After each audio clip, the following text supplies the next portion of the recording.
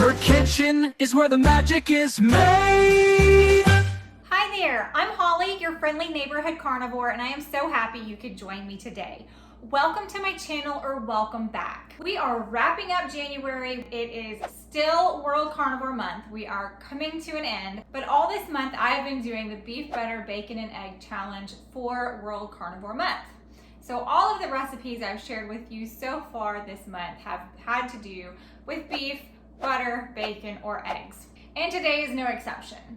So it's getting really cold out and I hate cold weather and all I want is comfort food. And one of my favorite comfort foods is pot roast. So last night I had a roast cooking while we were all sleeping. I am ready to eat it now, but now I'm thinking, what kind of side dish do I want with this pot roast? And I decided I would do some bacon wrapped eggs. We just bake them in the oven. And that's gonna be my side dish for this. So I figured I would share with you guys how I'm going to make the bacon wrapped eggs. As always, I will have the recipe in the description for you, and I will also have links to products that might be helpful for you. So feel free to poke around that and get some information there. So I've got my eggs already in the oven. They just have a few minutes left. So while they finish cooking up, why don't I show you how I made these, and then we will do a taste test together. We're going to start by preheating our oven to 350 degrees Fahrenheit. Then we're going to get out a muffin tin and be ready to fill it with bacon. Here's the moment for you to make some decisions. If you want a more tender bacon around your eggs, go for a fattier piece. It's not going to crisp up as much as the leaner pieces of bacon. Also, it's up to you if you want thick cut bacon or just regular bacon. I'm going to be using thick cut today and mine is pretty fatty. However many eggs you're planning on making, you're going to line that many muffin cups with your bacon. Next up, I've got these little silicone muffin cups. I'm going to stick these gently inside the bacon. I'm not going to push it all the way to the bottom because it's going to kind of deform it, and I really want it to hold out the shape against that muffin cup. So I'm going to press these down against the sides of the bacon, and then we're going to put these in the oven for 15 minutes since I've got thick cut bacon, probably 10 minutes if you use a thinner cut. Once you've removed your bacon from the oven, be very careful to remove the silicone cups. Don't go at it with your bare hands like I do. We don't have to worry about greasing the muffin cups before adding our eggs because each cup where the bacon is already filled in the bottom with bacon fat that has dripped off of that bacon. Go ahead and carefully add one egg to the middle of each of your bacon cups. Then you can sprinkle with salt, pepper, any other seasonings that you enjoy on your eggs, and you're going to return the muffin tin to the oven for 10 minutes.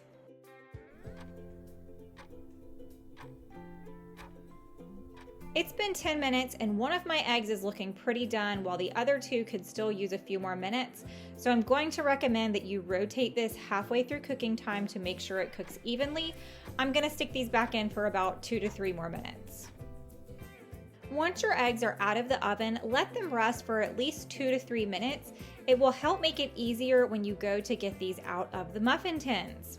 When you go to remove these from the muffin tin, I really recommend using a silicone spatula, a small one, that you can slide up underneath the egg. It will really help get these out of the muffin tins.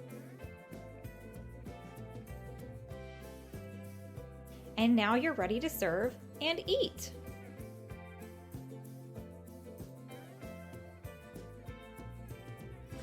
That's all there is to it. So here are my bacon wrapped eggs. Let me pull that off for now so I can show you. Now this one I think is probably going to be my favorite. It's just cooked. This one feels pretty firm. This one might be a good kind of medium in between there. So this shows you why it's important to rotate your pan halfway through baking things, because your oven will be hotter in some areas than others. So they didn't cook evenly. This one got cooked the most, and then the one that was farthest from it is less done. So, you know, sometimes you just have those situations to deal with, but that's okay. I think these are gonna be great. You don't have to use a fork with them. I think I'm going to just pick it up and go for it. I'm gonna go with this one. Got my bacon wrapped all the way around it. Now you can see Some of my eggs were bigger than the little cup the bacon made. So this one has extra egg wrapped around the bacon.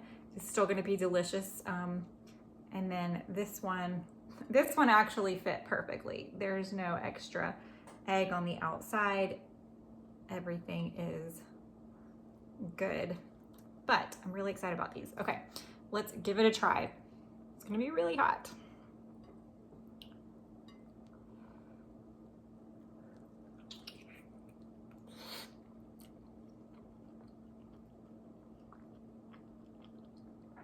Okay, one more bite. It tastes really good, but I haven't got to the yolky bit yet. You know what? That one got pretty done on the bottom of it, but the top of its yolk is nice and runny. Oh, it's so good though. So maybe it could have gone a little less. Let me try out this one. That's the jiggliest of the three.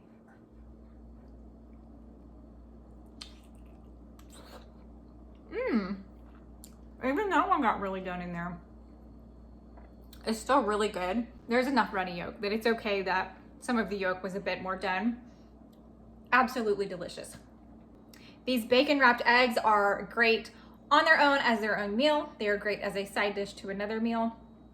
I love them so much. If you like this video, please give me a like and don't forget to subscribe. It really helps me out. I love being able to share what I do with a carnivore diet, how I eat with it being dairy free. A lot of people do eliminate dairy at some point during their carnivore journey, whether it's just for a short period of time or they take it out completely, but there's not a lot of people sharing dairy-free recipes. So please, if you enjoyed it, please subscribe because it does help the algorithm out to push these videos to more people, and I just want to help as many people as I can. If you're new to carnivore and you're wondering what the heck people eat every single day to be able to stay on a carnivore diet, you can follow me over on X or on Instagram where I post what I eat every day following a carnivore diet. And of course, for this month of January, you can go back and look through and see everything I ate every single day following the beef, butter, bacon, and eggs challenge, in which I only ate food containing beef, butter, bacon, or eggs during this entire month. Please leave me a comment. I'd love to chit chat with you guys in the comments, and then I will see you guys next week. Until then, bye. She's the friendly neighborhood carnivore with a talent for cooking up a meaty uproar. From juicy steaks to sizzling ribs galore, she'll have you coming back for more. Fellas, smash that like button. She's the carnivore cooking queen. On your screen, bringing the meaty scene. Come on over and join the team for culinary